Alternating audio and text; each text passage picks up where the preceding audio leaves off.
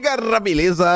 Como é que vocês estão? Meus amigos, o vídeo hoje divide apenas duas partes, mas tem muita coisa pra gente falar. A começar sobre ele, Jair Messias Bolsonaro. Ontem vocês devem ter visto o noticiário, só falava dele, a questão das joias. Teve aquele errinho que começou em 25 milhões, caiu pra 6,8 milhões. E se eu falar pra vocês que pode cair de novo e agora pra 68 mil dólares? O que é que está acontecendo? Vamos falar um pouco sobre isso. Vamos olhar a fonte primária, relatório. Vamos ver algumas coisinhas que na imprensa, as escorregadas dos jornalistas. O Estadão hoje se dedicou ao seu editorial clássico para falar que a direita precisa se afastar de Bolsonaro. Eu quero também comentar umas coisinhas da direita, algumas coisas que rolaram nos últimos dias que tem a ver com Bolsonaro e a grande cortina de fumaça, que é como a gente termina o primeiro tema para falar do segundo. Tá vendo aí que a gasolina vai subir de preço, né? Se você não sabe, talvez seja porque o noticiário tá mais preocupado em ficar desgastando Bolsonaro e falando de maluquice do que falar dos problemas reais do Brasil. E se a gasolina fosse pouco, ontem, mais uma vez, os nossos gloriosos campeões nacionais apareceram no noticiário e mais uma medida que pode vir aí através do governo federal, aquela ajudinha marota para aquela dupla de irmãos que tá no coração de todo brasileiro que gosta de uma picanha. Estou falando deles, vocês sabem que é. Tem mais algumas coisinhas que eu espero ter tempo de comentar, que ainda envolve aquela outra confusão que envolve a Oi, acordo com o governo. Tem outras confusões também com o Banco Central. Vamos ver até onde dá pra ir no vídeo de hoje. Mas, sem mais delongas, começando aqui com esse tweet do André Marsiglia, que eu quero mostrar para vocês um curto vídeo de 15 segundos da CNN, da nossa gloriosa Clarissa Oliveira. Caso das joias. PF admite erro em relatório e retifica valor supostamente desviado por Bolsonaro. Aí o André Marsiglia fala, um erro de 25 para 6 milhões não é uma escorregada, é um descuido grave, que deveria levar os responsáveis a rever o documento todo. Sua publicidade ter se dado após levantamento do sigilo pelo ministro também expõe a precipitação e descuido do Supremo com que guardam ou tornam público. Aí, eu acho que essa postagem do André Marsiglia, que é advogado, constitucionalista, não foi aleatória, pelo menos eu acho que o uso do escorregada não foi nada aleatório, porque a nossa CNN, um tempinho antes, esse lindo bate-papo da nossa Clarissa Oliveira, ex-Veja. Vou até mostrar uma coisinha dela para vocês. Escuta só isso aqui. A gente vê aí essa escorregada, né, da Polícia Federal em apontar um valor muito maior em relação ao que teria sido desviado. Cria uma grande confusão em cima desse tema. A gente vê aí essa escorregada, né, da Polícia... Essa escorregada. Foi escorregada, né? Eu acho que não é uma escorregada. Eu acho que não é. Se fosse o inverso, a Polícia Federal, no governo Bolsonaro, falando do Lula, a imprensa não iria falar de escorregada. Acho que a imprensa, inclusive, ia colocar os seus holofotes sobre o governo Bolsonaro, se fosse o Lula o alvo do que está acontecendo. Aí, se eu não estou enganado, e eu não botei os prints aqui no vídeo, eu acho que é ou janeiro ou fevereiro de 2023, para vocês entenderem um pouco mais da escorregada aqui da nossa Clarissa Oliveira. Quem sabe nem vou dar pause hoje. Aqui, ó, 2023, Atlas, vou abrir já os 2 de janeiro e fevereiro, pra gente ver. Eu acho que foi no de janeiro, na questão pela presidência da Câmara, disputas no Congresso, isso, disputa nas redes e na mídia, acho que tá aqui. Vera Magalhães, aqui, minha memória é boa, foi realmente no mês de janeiro. Deixa eu ver, eu acho que deixa eu ver se eu dar zoom aqui, ele aparece de coisa. Acho que vai ficar quebrado. Já sei. Acho que é esse aqui. Tá certo. Tá meio ruim, mas vou ficar aqui de ladinho, ó. 6 de setembro de 2022. Quem me conhece sabe que sempre fiz jornalismo baseado em informações.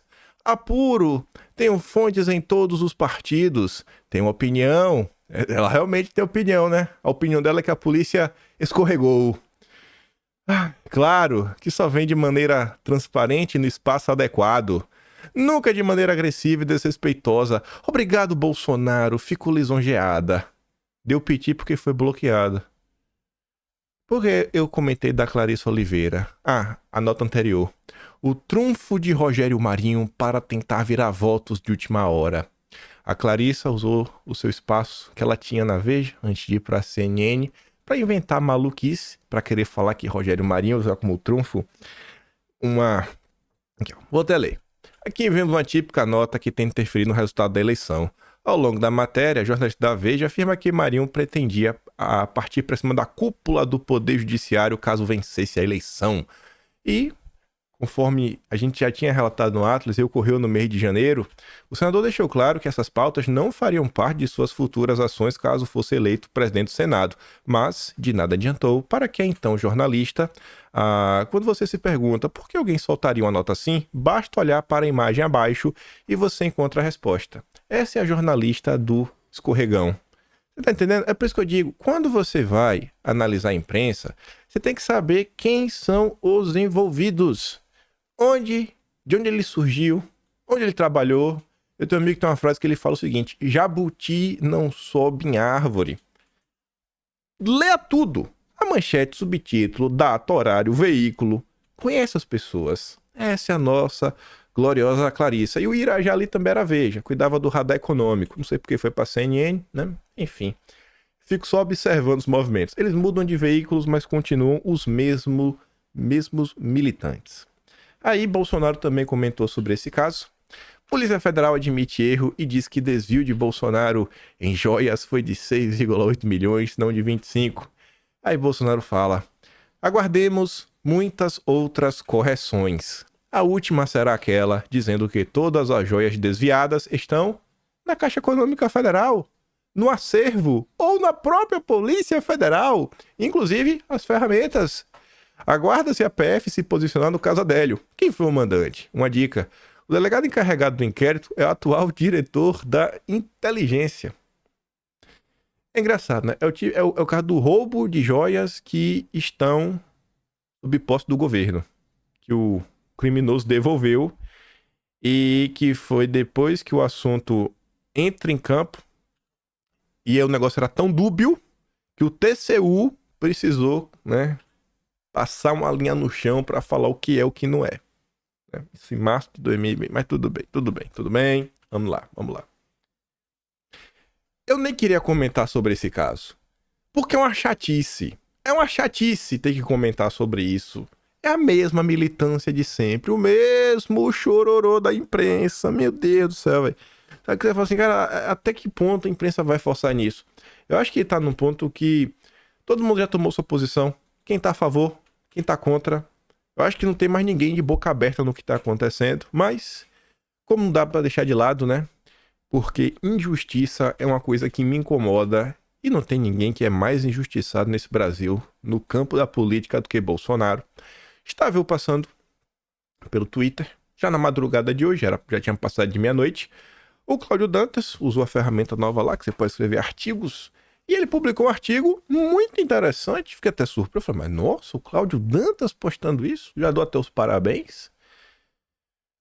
O título que ele deu é: a Polícia Federal e o caso das joias. Como 25 milhões viram 6,8 e depois 478 mil ou zero. Vai saber. E não é clickbait. Não é clickbait. Foi inclusive o que eu falei na introdução. Com a experiência de quem já leu inúmeros relatórios de indiciamento ao longo de 2 décadas de jornalismo, não me seduzo facilmente por frases de efeito e adjetivações abundantes no relatório produzido pelo delegado Fábio Schor. Engraçado, né? Um cast cheio de adjetivos, frases de efeito. Nem mesmo por números, tabelas e fotos anexadas à investigação e que parecem transbordar de lá tamanha a profusão.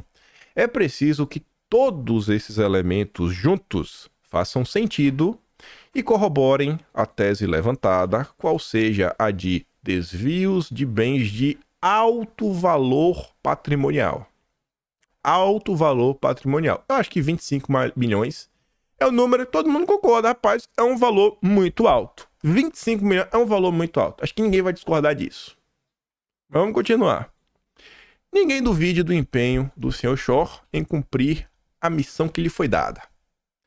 Afinal, estamos falando de um relatório com 2.000 páginas, centenas de diligências, inclusive internacionais, trocas de e-mail, avaliações e perícias, uma delação premiada. Tanto trabalho certamente merece muitas manchetes, mas, passada a excitação da imprensa amiga que teve acesso antecipado à peça, é preciso questionar o que há de concreto contra o ex-presidente, que parece ter vendido presentes personalíssimos para pagar despesas de seu curto autoexílio em Orlando. E criminoso, né, esse Bolsonaro. E aqui, antes de a gente avançar, olha que engraçado. Se tratando do valor, 25 milhões, que caiu para 6,8, essa queda se deu após o inquérito se tornar público e as pessoas, né, puderem ler. Aí eu fiquei pensando comigo, bom, a maior fake news do ano de 2024 foi o computador da BIM, protagonizada pela Daniela Lima da Globo News. Até agora acho que não teve nenhuma fake news maior. Essa realmente assim, foi a fake news do ano. O computador da BIM, o que a Daniela Lima fez, o impacto que ela causou foi um negócio assim avassalador. E levou mais de 24 horas para ela vir na Globo falar que ela é mentira. Beleza. Aí a gente fica pensando, né? Já teve o caso de fake news da Daniela Lima. Já tivemos outros episódios que primeiro sai informação, depois entra o... Não, veja bem. Aí você vê esse caso de ontem. Aí eu fico pensando comigo, né? De tudo que já aconteceu contra Bolsonaro, segundo a imprensa, com as informações de bastidor, com o próprio histórico da Daniela Lima, o que realmente dá pra levar a sério? O que realmente dá pra levar a sério, né? Mas deixa lá. São dúvidas que eu acho que a gente nunca vai ter a resposta.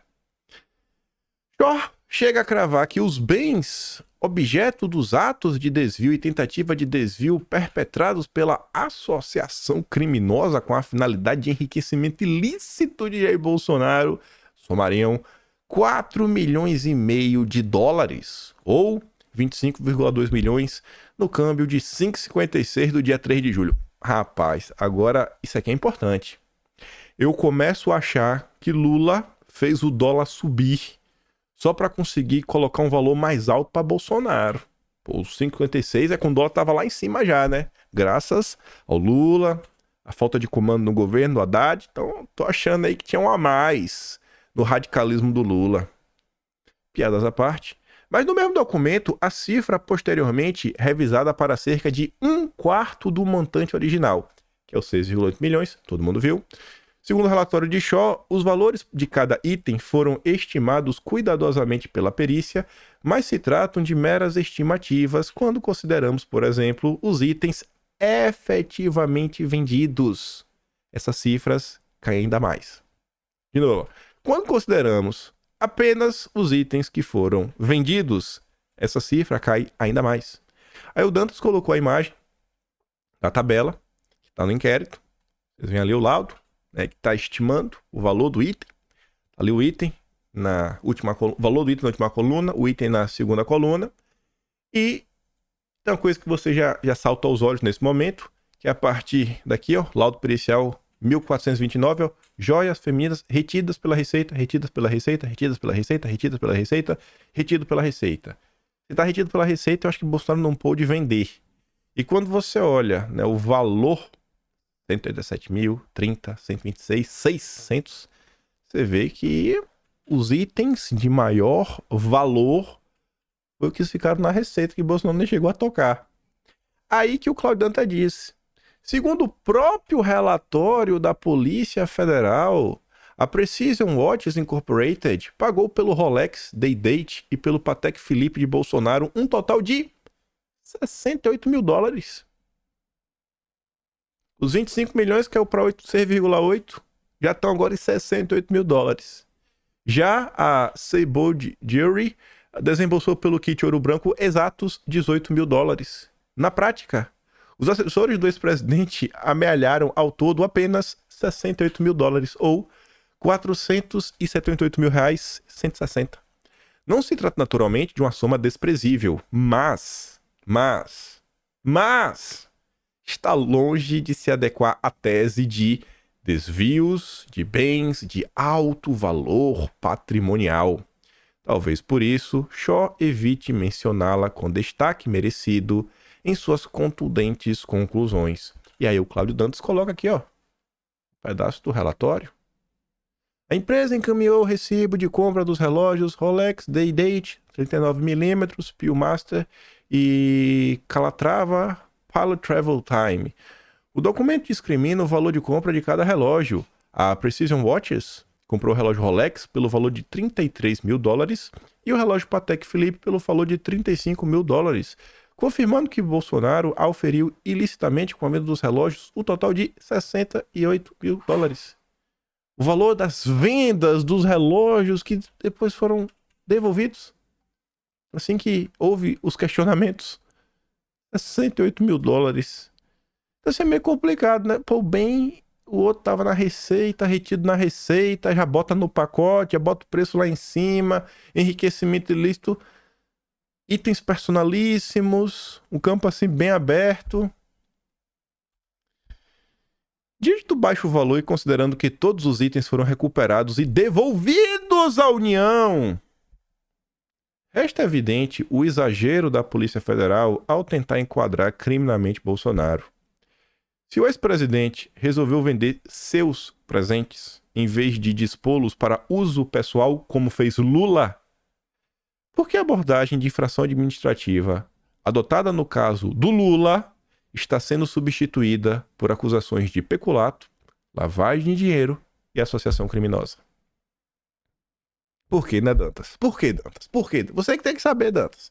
Você é jornalista das 2 décadas. Nós estamos aqui só observando. Por que, Dantas? Seria menos ou mais imoral, em vez de vender tais peças, escondê-las num cofre em nome do filho? Ou armazená-las num galpão bancado pela mesma empreiteira que reformou o triplex do Guarujá e o sítio de Atibaia? Seja como for, a carregar nas tintas da investigação contra aquele que virou o inimigo número 1 da esquerda, a Polícia Federal incorre nos mesmos erros que, em passado não muito longínquo, levaram à anulação de outros inquéritos. Ao corroborar um trabalho mais político do que técnico, o Ministério Público e o Judiciário repetem o rotineiro da desmoralização da justiça brasileira. É uma pena. O que eu posso falar, né? Infelizmente tem que tratar sobre isso, né? Porque a injustiça, a gente podia estar comentando o que Lula está fazendo para destruir a vida do brasileiro, as dificuldades do Brasil, porque o país segue dando errado, discutir soluções, mas a gente tem que mostrar as injustiças que são feitas. A imprensa parece que não quer que a gente discuta os assuntos sérios. Bolsonaro avalia a apropriação de joias em mensagens. É o criminoso perfeito. Pelo que tudo indica, temos o direito de ficar com o material. Pronto. Tá no relatório. Isso tá no relatório. Tá no relatório. O homem achava que era dele. Pronto. Ele vendeu o que ele achava que era dele, ele vendeu. E tá no relatório. Falou, tá a mensagem que ele mandou. Acho que esse é nosso, viu? Pode ficar. Aspas. Jair Bolsonaro. Aí, o subtítulo. Mensagem foi destacada em relatório da Polícia Federal, que indiciou o ex-presidente junto com outras 11 pessoas por peculato, associação criminosa e lavagem de dinheiro. Jair Bolsonaro ainda pediu ao advogado que analisasse os trechos destacados em amarelo, levantando a possibilidade de realmente incorporar os bens recebidos. Gente, isso pra vocês parece a postura de alguém que tá roubando. Rapaz, em mensagem enviada ao ACF, Bolsonaro citou a resolução do TCU de 2016, que foi aqui o TCU depois, né, tomou uma decisão para deixar claro, só em 2023, para dizer que tinha o direito de ficar com material. Aspas. Você que é advogado aí, dá uma olhada nisso aí. Nós sublinhamos aí, pintamos de amarelo, alguma coisa. Pelo que tudo indica, nós temos o direito de ficar com material. Dá uma olhada aí. Conversa ocorreu em 7 de março de 23, algum dia depois do Estadão revelar que o de joias da Michelle havia sido retido no aeroporto da Receita. Ele pode, vou lá pegar. As conversas também indicam que o ex-mandatário... Olha agora! Porque o objetivo da Globo com isso daqui, claramente, é tentar dar ares de crime. Aí eu te pergunto, você vai acreditar nos seus olhos ou você vai acreditar no que eles estão querendo te falar? Porque o do relatório é a parte de baixo que está entre aspas. E aqui é o trecho milimetricamente escrito, né, pela turma da Malu Gaspar. Não, tô na dúvida agora. A Malu Gaspar, ela compartilhou essa nota. Foi isso, ela compartilhou, mas fala não. É do Eduardo Gonçalves e Daniel Gulino. Não vou ser injusto com a turma da Malu Gaspar. Mas tá ali, ó. As conversas também indicam que o ex-mandatário e o advogado combinaram as explicações que dariam à imprensa sobre o caso. O ASEF defendeu que a nota fosse genérica para permitir uma mudança de estratégia a qualquer momento sem se prender. O crime de Bolsonaro. Combinar com o advogado o que falar para não se embananar. Eu não consigo crer nisso. Meu Deus. Eu achava que até ontem o papel do advogado era exatamente esse. Auxiliar o seu cliente para não falar besteiras. Presidente, a nota como está, ela não nos engessa para nada. Tem abertura para a gente falar de qualquer pauta, mudar de estratégia a qualquer momento, porque é uma nota geral, generalizada, sem especificar com detalhe. Porque se a gente der muito detalhe, se amarra, se prende aquilo. Então eu falo, cara, deu aqui a explicação, vida que segue, não tem que ficar se explicando muito não. Gente, os advogados, além de te defender junto à justiça, será que isso aqui não é o papel também do advogado, ajudar o seu cliente em termos de comunicação? Porque alguma explicação tem que dar, mas fala isso aqui é suficiente. E aí se pedir mais informação, continua dando. Isso daqui tá na mesma matéria que Bolsonaro diz, olha, vi aqui o acordo aqui, o TCU, eu acho que posso ficar, viu? Aí você pode escolher. Você tá lendo a mensagem que tá escrito. A mensagem foi enviada para Bolsonaro em 7 de março. Aí você pode julgar com seus próprios olhos, ou você pode tentar ir, né, pela cabeça dos jornalistas do Globo. É inacreditável, né? Só não tô inacreditável porque você tá vendo que é real. Aí vem mais, Bolsonaro gastou. Olha as cifras. Nem pra isso Bolsonaro presta pra ser um bom ladrão. R$1.900. A gente... Medida provisória de bilhão, não sei o que lá de bilhão. Perdão de multas bilionárias. No Brasil hoje só se fala de bilhão. Aí lá vem Bolsonaro com R$1.900. Um pouco mais de um salário mínimo.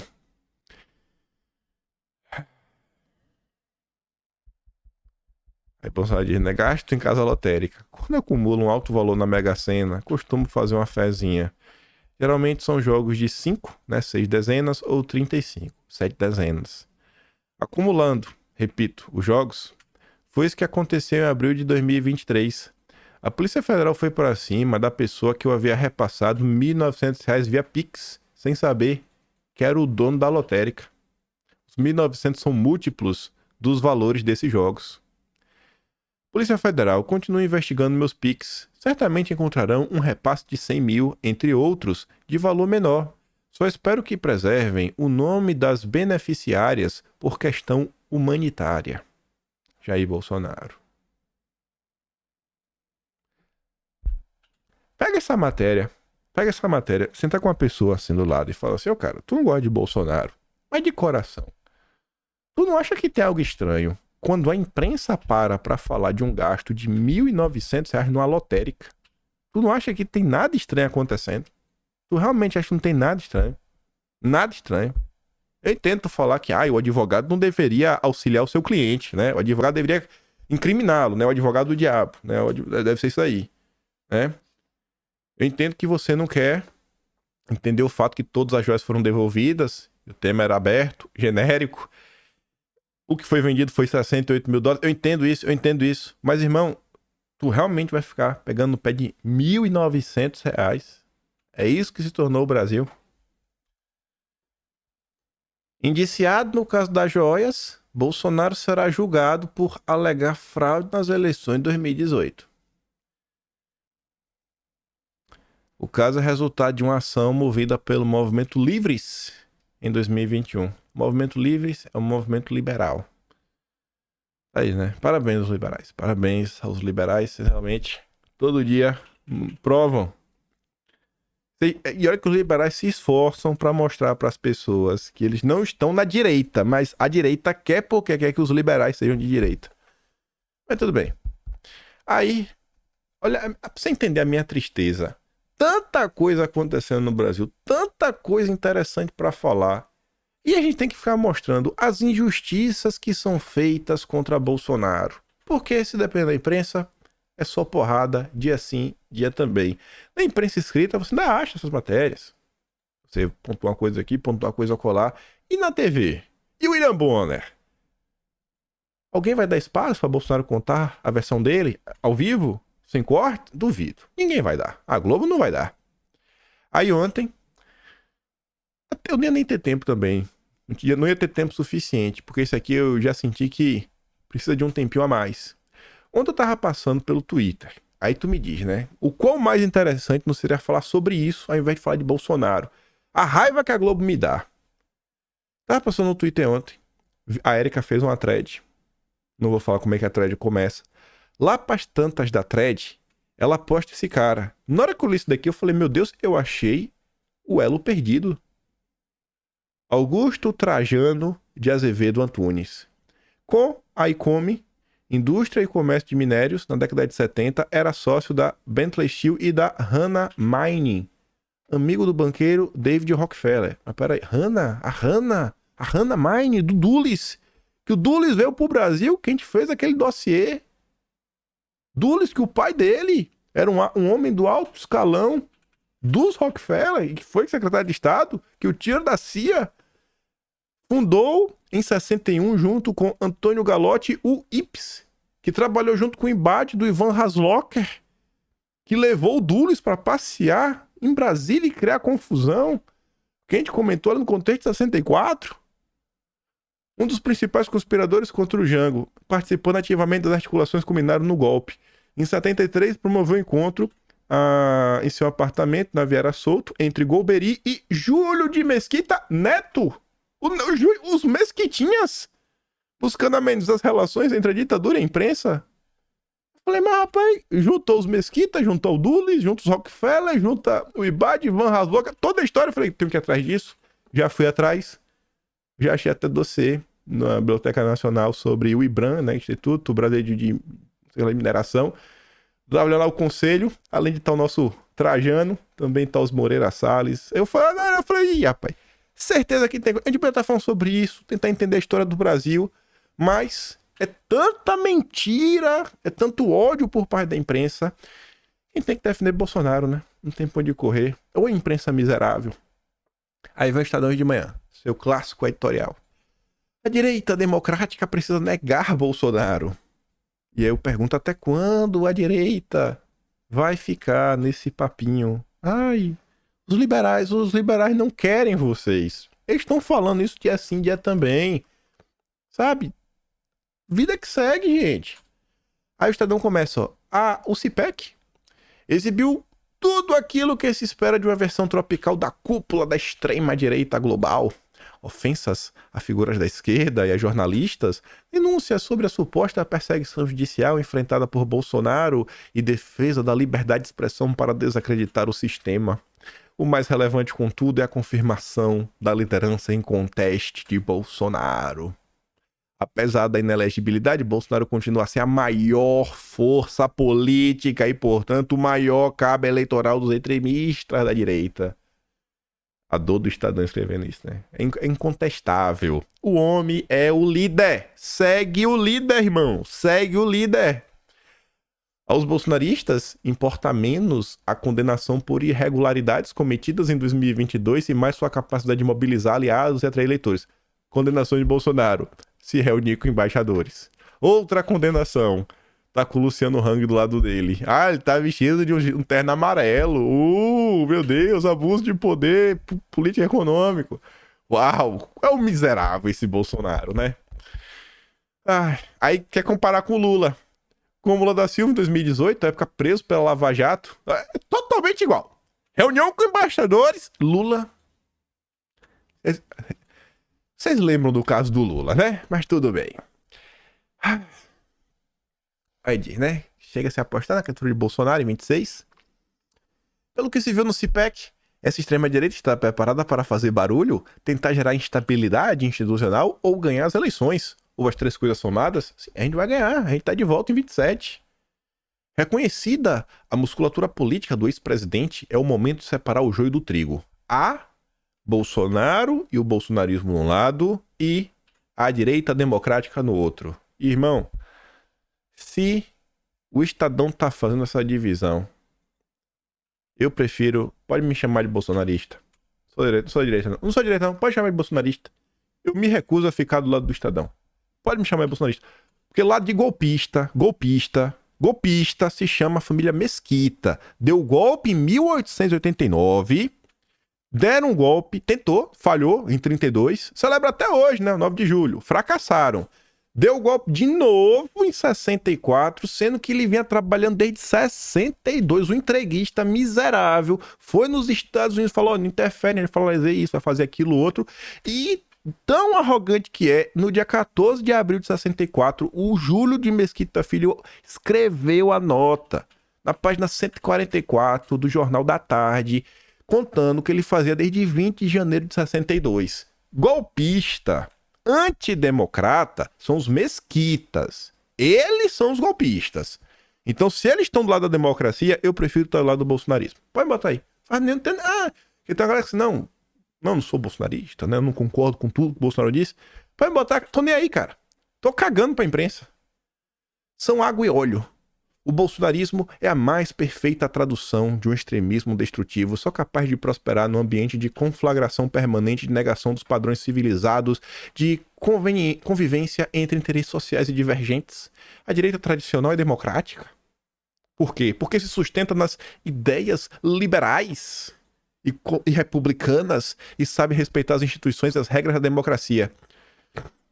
Você vê, não existe a história do conservadorismo, não existe valores cristãos, não existe espaço para o conservadorismo e para o cristianismo. O Estadão é liberalismo na veia e republicanismo, foi o golpe de 89, é o golpismo. Por isso que eu digo, eu queria ver, sabe, uma entrevista ao vivo de alguém da direita pro Estadão, para na hora que o jornalista falar em golpe, o cara do outro lado falar: irmão, sabe o que é golpe? Assim, você apoia golpe? Não. Então se demita do Estadão agora. Não existiu nesse país ninguém tão golpista quanto o Júlio de Mesquita Filho. E você conta um pouco da história. Constrange, com fatos concretos, disponíveis para qualquer um. A um Google de distância.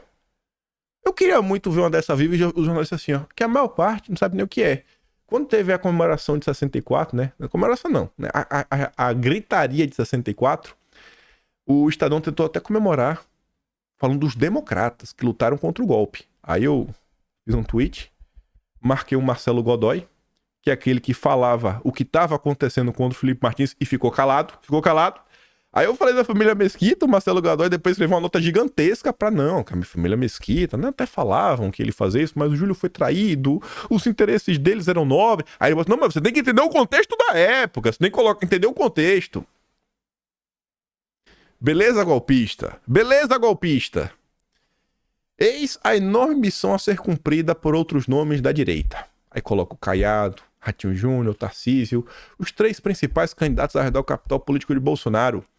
É esse o desfecho especialmente imposto ao governador de São Paulo favorito. Decidir se deseja apresentar-se como a liderança da direita democrática, liberal, republicana, insista-se, ou se quer juntar aos delinquentes. Mais uma vez, não tem espaço para conservadorismo ou, em especial, cristianismo.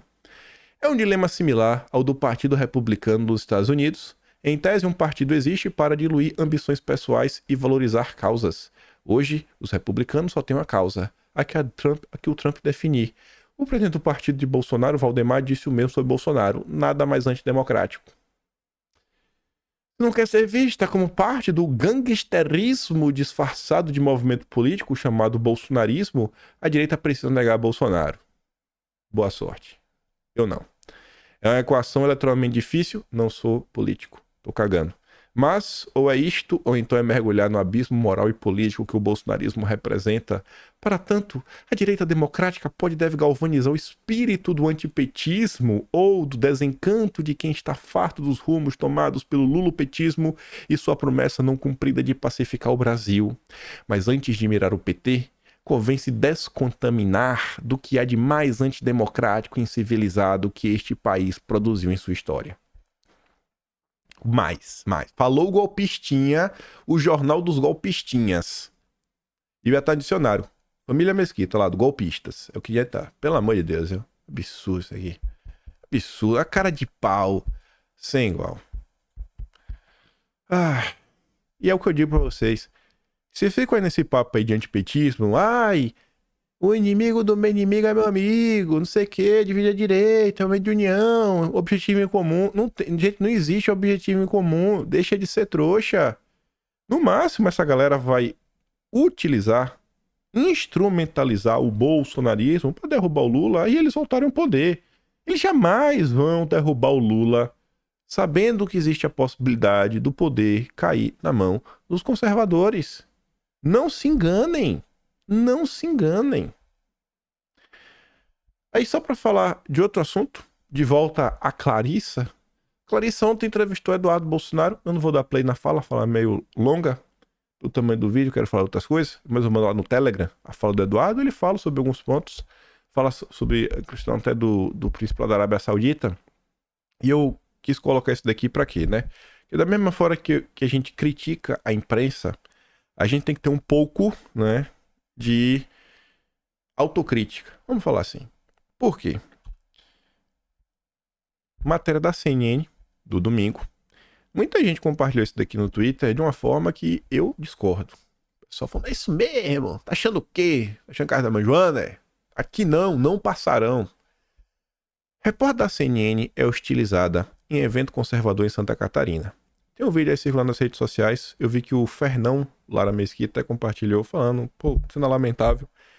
Aí tá ali, ó. A profissional Isadora Aires estava dentro do centro de convenções em uma aula adjacente ao palco, se preparando para entrar ao vivo na programação quando foi cercada por pessoas que participavam do evento. Ela iria entrar ao vivo. Ao vivo. Nem para falar, editor, você tá ali ao vivo. Aos gritos de lixo e fora, os presentes intimidaram a repórter, que foi obrigada a deixar o local escoltada por seguranças do evento. Na saída do prédio, a jornalista precisou da ajuda de policiais militares que faziam a segurança na área externa. E a parte principal, a repórter, que estava credenciada.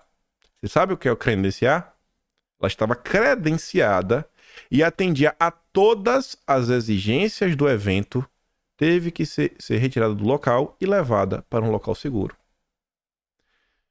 O pessoal da direita, era assim, gente, vocês podem discordar com as coisas, mas tem que ter, até na hora de fazer algum tipo de crítica, tem que ter um mínimo, sabe, de bom senso. Se o evento teve credenciamento e liberou e falou, cara, você pode vir, tá bonitinho, a empresa gastou dinheiro, mandou a pessoa, levou equipamento, e isso acontece, isso não é bacana, gente. O ele falou, não é isso mesmo. Se você não quer a mídia de esquerda que distorce lá, então fale. Fala, olha, o seu credenciamento foi negado. Não dê o credenciamento e depois deixe isso acontecer. A própria CIPEC pediu desculpas, teve que pedir desculpas por causa dos malucos. Porque pra mim quem fez isso daqui é um maluco. É a galera aí do lavar a alma.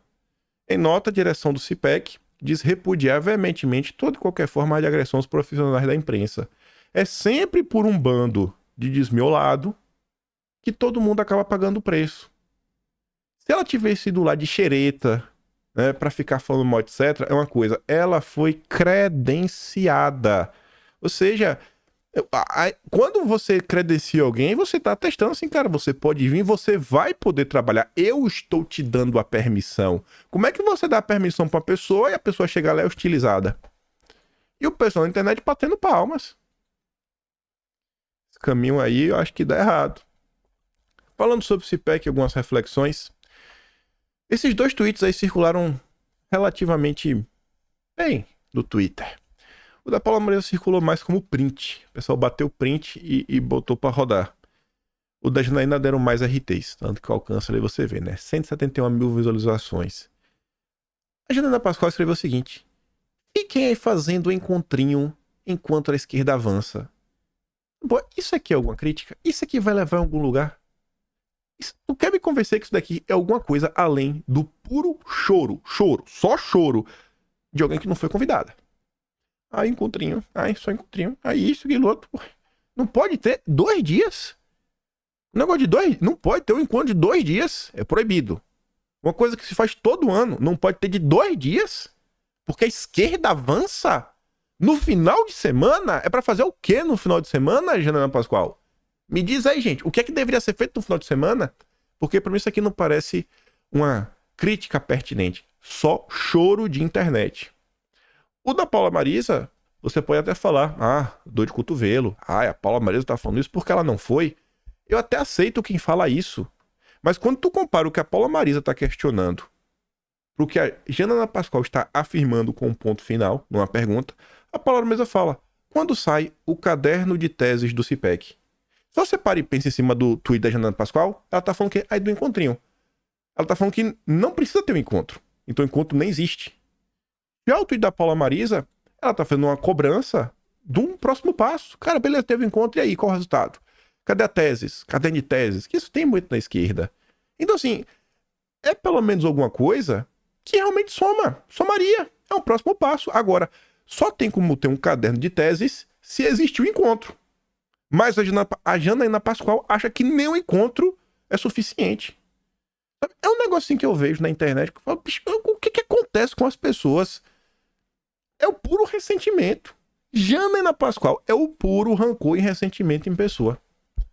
Aí até eu acho, o que a Paula Marisa quer comentar, seria mais ou menos isso daqui, ó. Tem uma matéria na Veja. PT define aumento de IPTU e ISS para cadeias de lojas, redes e bancos. A galera não para. Cartilha lista uma série de recomendações ao candidato do partido que disputarão as eleições de outubro. O PT está distribuindo uma cartilha com propostas para orientar os programas de governo de seus candidatos a prefeito e vereador. O documento foi elaborado pelo Núcleo de Acompanhamento de Políticas Públicas da Fundação Perseu Abramo, que pertence ao partido, aos intelectuais do PT. O manual tem mais de 140 páginas e apresenta sugestões em áreas como segurança pública, saúde, educação, finanças, muitas delas controversas, como a recomendação para que os futuros administradores se empenhem em aumentar as alíquotas de ISS e IPTU para determinados setores.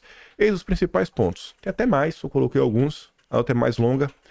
Ampliação de oferta de alimentação vegetariana e vegana nas escolas municipais, hospitais, creches, órgãos de assistência social dos municípios, incentivar a aprovação de leis que garantam a eleição de diretores da escola. Cartilha ainda sugere que os prefeitos incluam em seus programas de governo incentivos para o poder municipal, apoio aos sindicatos e organizações trabalhistas na mobilização contra as desigualdades do mercado de trabalho.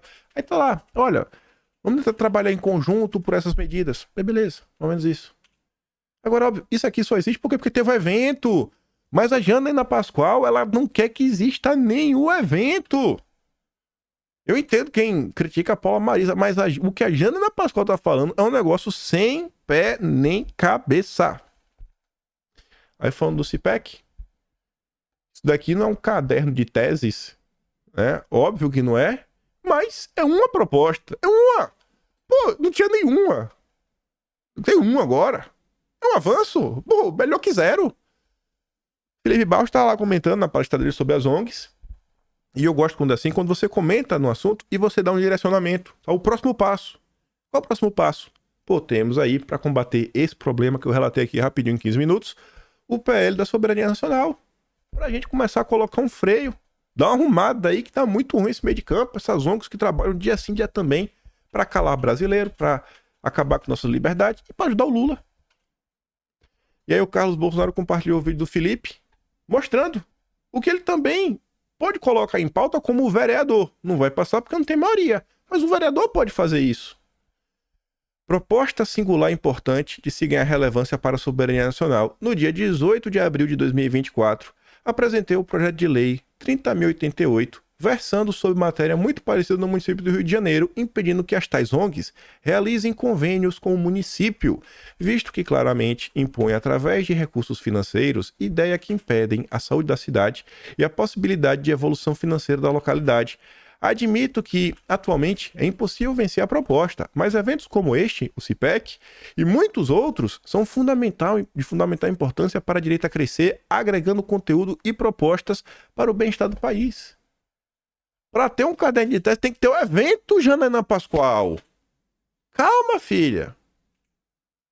Se bem que ela nem quer que tenha um evento, né? Quem quer o caderno de teste é a Paula Marisa.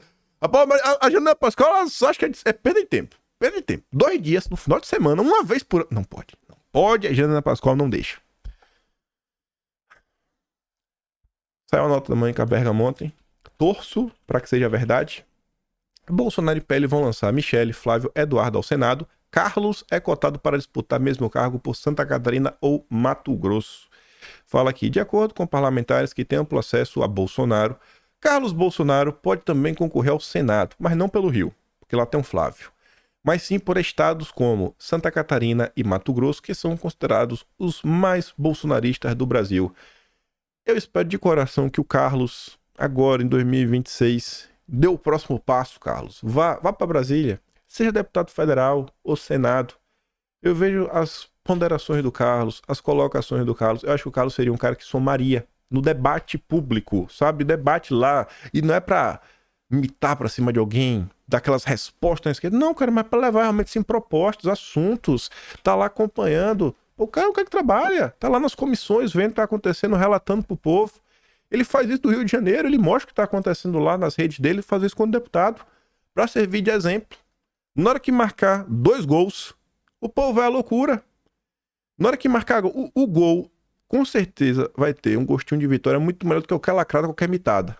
Quando começar a marcar gol, quando o povo começar a ver que marca gol, que é o que importa, e começar a valorizar quem tá trabalhando, até quem não trabalha vai querer trabalhar para voltar a ganhar uns likezinhos, uns compartilhamentos. Mas com certeza, com certeza. Se a população desse mais atenção para os deputados que estão entregando algum tipo de resultado, os que só aparecem para dar uma mitadinha, uma lacradinha, iam lacrar menos, iam tentar entregar mais resultado porque ia ficar com inveja. Falou, pô, também quero ganhar esse like. Às vezes tá, você pode achar que é pouco, mas é o trabalho de formiguinha. Um like aqui, um like acolá, no trabalho certo, desperta a inveja boa. A inveja que vai falar para você começar a entregar resultado. Esse like eu também quero, que ele sabe que esse like pode ser um potencial voto. Quase chegando no próximo tema, o Ebert e o Vilimigo falando do caso Bolsonaro, né? E a minha queixa também, por que cargas d'água a gente tem que falar de tanta maluquice todo dia, né? Cortinas de fumaça para blindar o Lula. Imagina o povão vendo o governo querendo aliviar a multa de 1 bilhão para os irmãos Batista, enquanto a mídia bate em Bolsonaro por mixaria em joias que eram dele. A indignação tem lado, não senso de proporções. Por isso perde efeito. Faz sucesso na bolha de um ponto no Ibope da Globo News.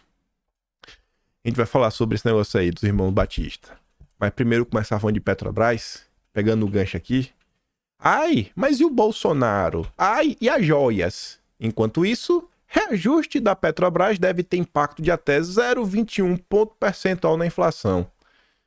E a inflação impacta na comida, né? A Miriam Leitão nem pode falar, pobre não come comida. Essa aí meio que encurrala Dona Miriam. Mas vamos lá. Nem vai dar pra falar muito. Petrobras anuncia aumento de preço da gasolina e do gás de cozinha. 7% na gasolina, na gasosa, aumento de 20 centavos para distribuidoras. Gás de cozinha subirá para 34,70 ou 9,6. O diesel não teve reajuste. Aí, olha que engraçado. A Petrobras aumenta o preço. E quando a Petrobras aumenta o preço, você vê o povo reclamar.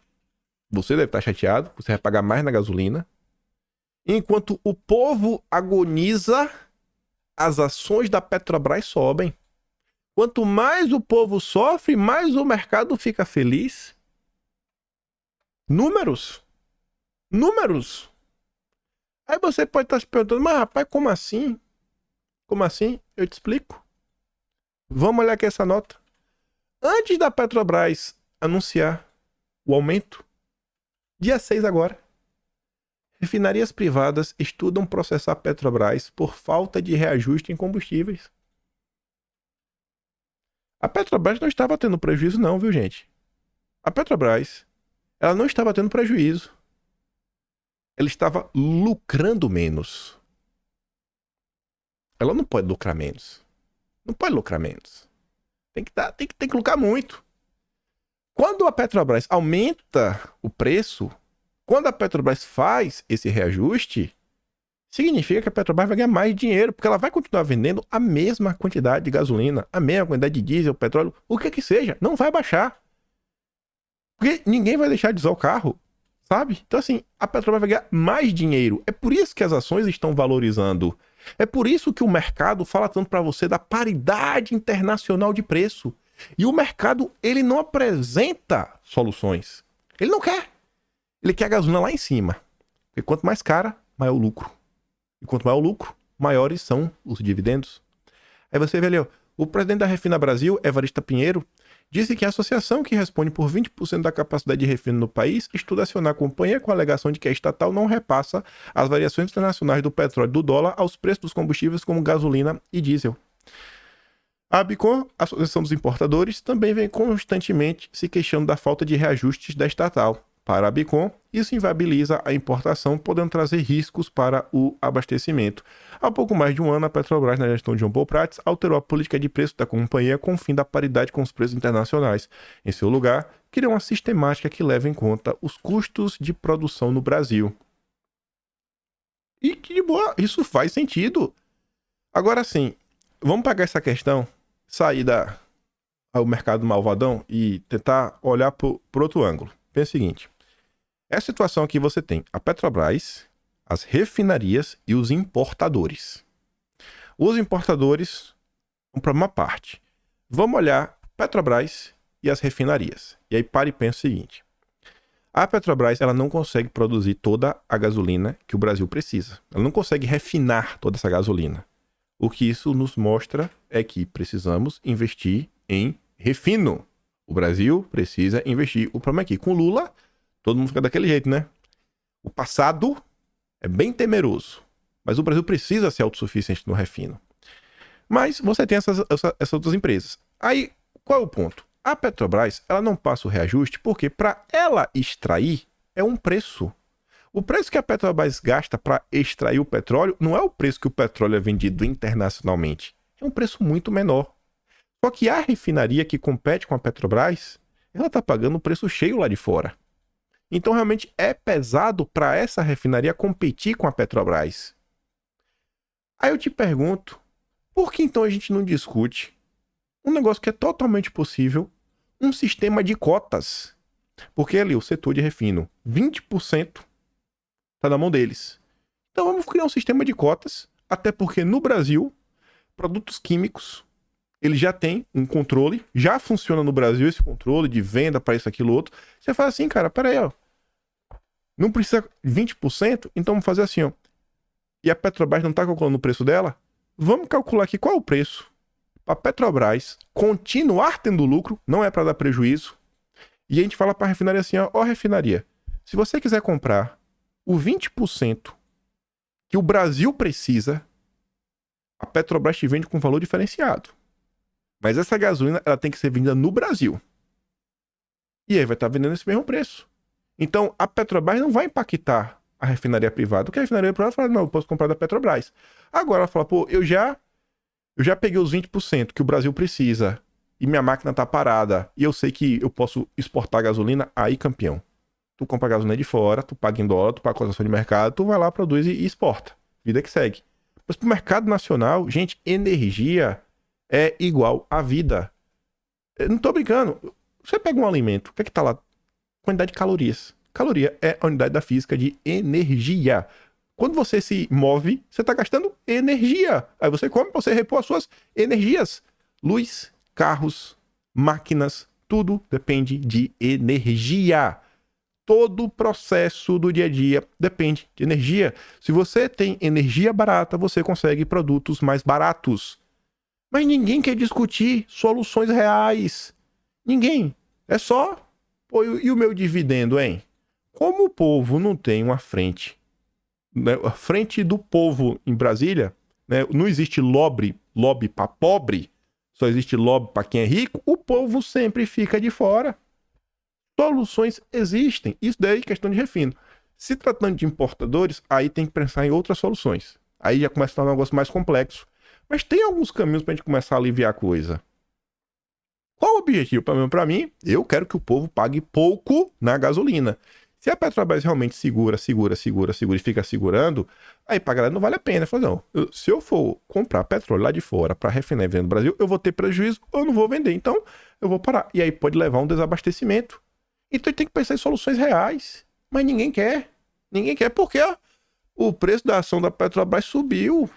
E o dividendo vai vir mais gordo. Porque você vai pagar mais na gasolina. Esse é o Brasil. Diga não. Diga não.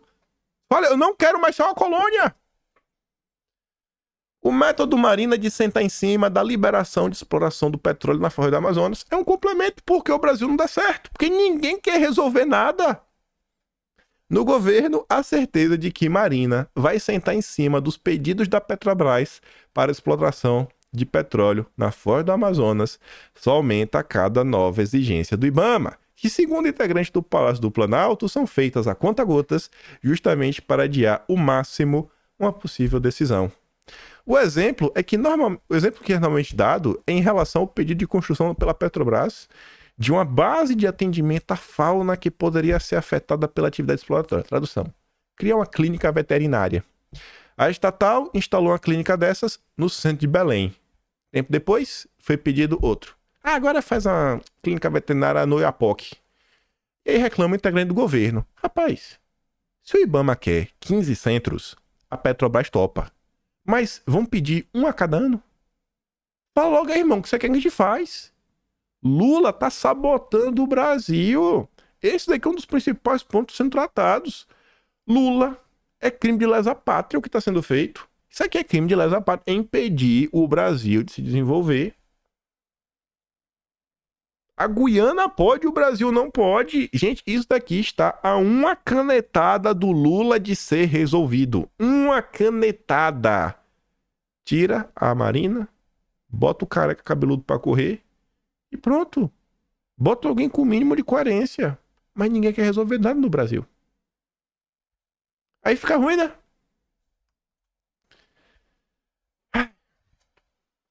Governo prepara medida para livrar irmãos Batista de multa de 1 bilhão. Mas Bolsonaro, com os 1.900 da lotérica, é muito mais importante, né? Técnicos do Ministério de Minas e Energia estudam uma forma de livrar a empresa dos irmãos Joesley e Wesley Batista de uma multa de 1 bilhão de reais. A coluna apurou que, a pedido do ministro Alexandre Silveira, a pasta busca construir um acordo com a Amba Energia, braço do grupo JF, para que a empresa possa manter um contrato emergencial feito ainda no governo Bolsonaro, não executado até hoje. O contrato foi bem feito, né? Porque foi multada. O contrato foi bem feito, foi multado, porque senão tava de boa, né? Não tava precisando perdoar. Nesta segunda, o Ministério informou que sua proposta será manter o contrato questionado mediante o pagamento integral da multa, que já soma 1,1 bilhão. Os termos estão em negociação. Em abril, o TCU se posicionou por unanimidade pelo arquivamento do processo que tentava um acordo, mas o Ministério tem autonomia para fazê-lo independentemente da posição da Corte de Contas. Como o TCU não fez o acordo, restou para a empresa pagar a totalidade da multa ou recorrer à justiça, o que arrastaria o caso por anos. O Ministério decidiu, contudo, retomar as conversas. As tratativas em torno do assunto são feitas no governo de forma discreta, para evitar polêmica por envolver os irmãos Batista. Se concretizada, será a quarta medida em sequência do governo Lula para beneficiar os empresários que tiveram protagonismo nos 2 primeiros governos do petista e estavam fora dos holofotes desde a prisão pela Operação Lava Jato, por acusações que envolveram ganhos ilegais no mercado financeiro e pagamento de propina. Com Lula, os irmãos Batista já conseguiram autorização do MEC para o Instituto JF abrir a universidade, Medida provisória que incrementa o caixa da concessionária do Amazonas Energia, permitindo que ela pague dívidas com termoelétricas recém-compradas pela AMBA, como revelou a Malu Gaspar no Globo. Convite do Lula para entrar no Conselhão. A Copel é Ratinho Júnior, né? Mas a gente podia botar no pacote também. Tem também a questão... teve um ponto que a Matai esqueceu. Energia venezuelana, revelado pela revista Piauí. Esqueceu, Andressa. Então bota 5 aí, a nível federal. O caso relativo à multa bilionária trata-se do descumprimento de contrato emergencial realizado em 2021, que prevê a construção... Olha o processo, olha o que a gente comentou no vídeo ontem. O contrato, olha o governo Bolsonaro como é. Construir 4 usinas termoelétricas para fornecer energia diante da crise hídrica que afetou o país em 2020 e 2021. Isso é investimento real. Construir, tirar do zero. Tirar do zero. Por alguma razão eles não tiraram do zero, mas comparam agora 12 termoelétricas que já estavam prontas, né? Deve ser por isso, né? Eles dizem, não, quem sabe se o Lula ganhar, ao invés de a gente gastar dinheiro construindo do zero, a gente compra baratinho no governo Lula. A AMBA não cumpriu o prazo determinado para instalação e funcionamento das usinas, o que levou a ANEEL a multar a empresa em 1 bilhão. O Ministério de Minas e Energia assinou o TCU para que decidissem juntos o que fazer sobre os descumprimentos dos contratos emergenciais. Entre os termos propostos pela AMBA para um possível acordo, estava a substituição do fornecimento de energia das 4 usinas pela geração em uma outra instalação também de propriedade da AMBA localizada em Cuiabá. Não preciso, eu não vou construir mais 4, não, mas eu tenho um em Cuiabá que eu mando de lá, não pode não? Pode ser assim não? O errado é Bolsonaro, que falou, não, tem que construir, tira do zero. Aumenta a capacidade brasileira de produção de energia. 6 empresas participaram do leilão. BTG, olha a jornalista. BTG, AMBA, KPS, Tradener, Rovelma e Fênix. Da lista, apenas a KPS é estrangeira, com sede na Turquia, país governado por Recep Erdogan, ditador e amigo de Bolsonaro. Aí não foi ela que ganhou, né? Ela perdeu, não foi? Mas tem que enfiar Bolsonaro na matéria de alguma forma para atacar o cara. Nenhuma das empresas entregou o prazo combinado e todas foram multadas pela ANEEL em valor de até 1,2 bilhão. Como mostrou a coluna, o BTG foi representado pelo advogado Marcos Vinícius Furtado Coelho, ex-presidente da OAB Nacional. O advogado foi um dos maiores doadores da campanha do ministro Alexandre Silveira, que é o ministro de Minas e Energia do Lula. Esse daí, rapaz. Jesus. Adoro essas histórias, viu? Tinha umas coisinhas pra gente falar das telecomunicações que envolvem a BTG, mas não são poucas coisas. A Flávia Lefebvre, sei lá como é que usa esse acento em contrário, ele escreveu várias coisas. Depois ela fez outra thread. Depois eu fui atrás, achei uma matéria de 2023. Estranho também, depois em 2022. Mas a gente comenta com calma depois. E tem as coisas também do Banco Central. Eu queria ter comentado hoje, mas infelizmente a imprensa não deixa. A imprensa nos força a falar de Bolsonaro. Porque a imprensa somente, então tem que ter alguém para cobrir as injustiças. Se o Brasil não discute os assuntos sérios, grande parte é porque a imprensa segue na insistência dessas cortinas de fumaça. É incrível, né? Mas é isso. Espero, viu, Jair, que amanhã dê pra gente falar de outros assuntos. Tá defendendo o senhor e tá ruim, bicho. Pô, fala pra imprensa aí ser mais honesta nas suas matérias. Menos parcial, né? Escorregão, né, Clarissa? Aí, o escorregão. É escorregão da PF. Tô vendo. Vou mandar o vídeo do Eduardo quando dei play da entrevista lá, o que ele falou sobre a situação lá no Telegram. O vídeo da Clarissa também vou mandar. Teve mais do Google Play hoje? Acho que não. Acho que não, né? Acho que só foram esses dois. Enfim. Se você gosta do meu trabalhinho, quiser dar um pouquinho mais, tem um botão valeu. Tem um P na descrição. Tem o canal do Telegram também. Nem lembro o que eu tava falando. E tem um Atlas brasileiro, impai.com, sem BR. E como você já viu, só o Atlas para você conseguir entender a história do Brasil. E quem sabe Não vou dar quando.